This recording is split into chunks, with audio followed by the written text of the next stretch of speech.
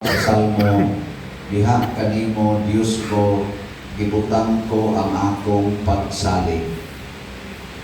So kining pagkasultiha, murag mao kita ni imbitasyon nato. Nya kay kamo mga army man mo sa una, kinsa may kasaligan ang army o ang Ginoo. Nangitan ron, napay mga kontra, nya daat armas, nya nay army, nya nay Ginoo, kinsa may atong saligan. Ginoo. Ginoo, patay ang tanan. Ginoo, di man ako pusil. Kontra na ito, pusil na nato. Bitaw, ang Ginoo di atong saligan. Kung saan man pagsalig sa Ginoo, na ang tanan atong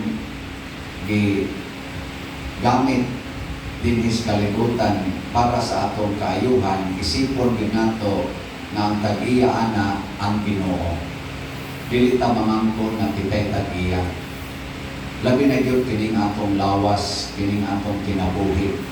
Di kini ato. Yawa sa kita'y kapasidad sa pagprotektar ani. Kaya kaning inyong kauban ng 27 kabo, pila pa may mga edad ani kanila? 60. 60 plus. Lakabot 60. May 60. Aywa sa kabot. Ayaw kakabot. No. Ako ron, 62 naman po. Tama, pila na inyo? 62, 60. Parehas lang. 63 naman sa karong November eh. So, mga patyo mo nagkita. Nanagoy 27. Ako ko ng kabats-bats. So, di na mo ilang isang karong pa ka. Labaw ng pari, dali kayo matay pari. Sige naman ka mo, may exercise. Kanalan pa mo kayo. Vamos, na may physical training ninyo. Pero, nagputan ko nung sa piano ka ng mas puro ka sana. So, dili kayo ta magpalabi o ka-attach aning atong nakita, gidamit o gipahimuslan. Ang ato yun, unsay atong i-share sa Ginoo, unsay atong ipaambit sa Ginoo. Kaya ang Ginoo ay sa atong Ebanghelyo, siya ay naghimo sa tanan. Ang ulagway ani ang parasan. Siya ay naghimo niya. Kitang tanan, mga saobra deta, dili din kita mo itag-iya. Nya, kay saob man ta, ang Ginoo, mangayog bahin, di ka nato, ngayon siya bahin. Pareha ng army ka, nakaisweldo. Ang paagis Ginoo pagpangayog bahin, ang imong gihatag sa imong pamilya, sa imong isig katao, mga makaayo nila, muna'y bahin sa Ginoo. Pero kung makadaot sa imong isig katao, dili na bahin sa Ginoo, sama ng isugal.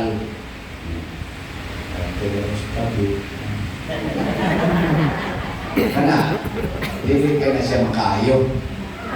Adikit makaayo. Kuan, awa masad, mga buutan man yung mga army. Basta di lang mahubog na. Kaya mahubog, pataka lang mo nagpabuto.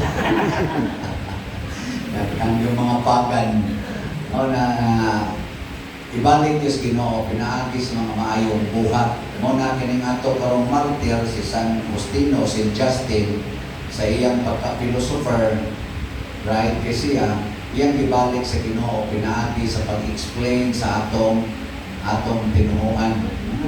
Pa ni siya, mga 2nd century pa ni siya, disipulo pa ni siya sa mga apostoles, nakaabot-abot pa ni siya atong mga direct descendant pa ni sa atong mga apostoles, kaya mga year 125 to 165 AD, matay ni siya. Ngayon sa mayang namatyan, kay ang iyang pagtuo, iyang giparugan. Yan itong panahon na kusumban ang kaning mga heresy. Iyang tangki siya, maayong tangkod, ipapatay din siya. Iyang gidawat ang kamatayon tungkol kaya para niya, muna iyang ibalik sa Ginoo. Sunod si Kristo. Hindi ako no inyong tupad, kung sa ibalik ni mo sa Ginoo. Napamoy kabalik sa Ginoo. Wala. Kaya inyong reunion. Oo, kaya niyo eh. Kaya ang Ginoo is very, very particular about community life. gusto niya nga magkahiusa ang tao. Karon, kamong nanambong, inyo nang itagaan ang Ginoo sa iyang share. Katong mo tambong mga yawanon ko. O naaman. Naaman. Na kamong nanambong, Diyos norman mo, pwede na sa mo mga matay. Kaya, yun sa mga nas langit. Kaya, hindi ka man yung gibuhat. Saan? Dili sa? Kasi pugong noon yan. Kasi gusto nyo, ilis na lang mo. Ang mga araw ni sa Maria. Mga asawa sa amin. Atong panahon na ninyo, nalabay babae atong nakuan. Pero, gamay rin. Di pa karoon, daghan mo kay karoon. Mga baby ganit, mga babae. Babae, tap. Oo, may tap. Gato ni tap, babae. Tubihan ko yung totoo ng babae. Sa una, elementary ko. Kanang kontis-kontisos, maestra gani ang tubag-tubag ganang plaskan. Ako kontra babae. Pildi ko kay Brian ko babae. Ako, latin na ko bubuwa. Muna, ibalik sa Ginoo. Pero nakinahanglan tani o pagtuo. Matod pa nila sa ato unang pagbasa, ingon San Pedro nga, likuna ang inyong pagtuo diha ni Kristo. Nga kining pagtuo ha, punin ni siya og maayong pamatasan, punin ni siya og kahibalo, punin pagin ni siya og pag-antos, punin pagin ni siya og gugma. Kaya pagtuo nga way kahibalo, way pag-antos, way pagpugong sa kagalingon, way gugma, wag na po na kapuslanan ng pagtuo. Kaya na itong misa karon, nga wag mo kay bao nga, kanilang misa di ay, kinahanglan nili ka muhog sa kuliktang, nana. Wag din kapuslanan. Kaya nga mo, pamisahan ng pari na, muhog sa kuliktang. Pero may bao ka, para itong biyuda na masay kahibalo, nga kung simba kas Ginoo, naman na sa kuan sa Old Testament nga, may mo na Ginoo, propeta Isaías ba ito?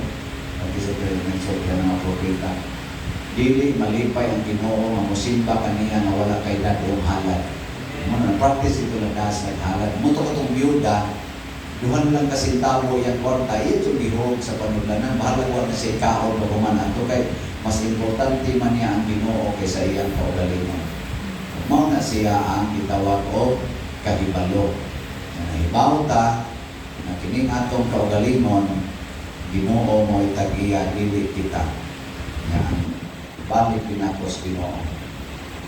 Ginapunta na kining inyong reunion, maghatag ninyo og dugang kasuod nga pagtubag sa inyong mga paninahanglan karon, lain na sa wala na may active ninyo, no? Wala na.